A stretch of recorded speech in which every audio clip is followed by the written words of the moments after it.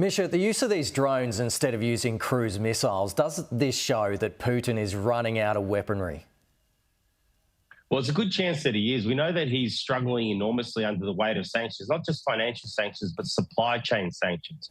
You've had these reports around the place for a long time now of Russians breaking open home appliances like refrigerators, trying to dig out the chips in them so that they can restore their supply chains. And so the fact that they are now relying on drones from the Iranians might be indicating that the Russians are running out of long-range precision-guided weaponry.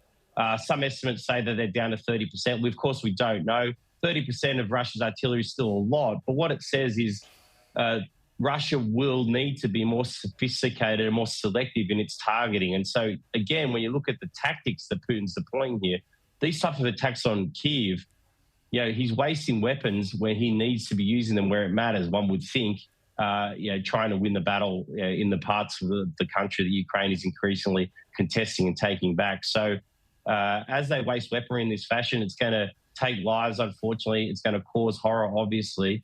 But, again, if the focus is on winning the war, you can't really understand why Putin would be using the weapons the way that he is. Yeah, just finally, Misha, Russia's defence ministry says its forces have repelled Ukrainian forces trying to advance into Kherson.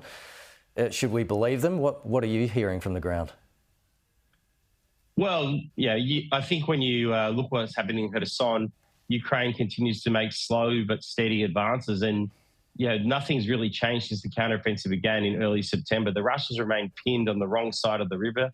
Putin is saying you can't give up that position. Any general would say the sensible thing is to retreat from Kherson and the western side of the Dnipro River and regroup.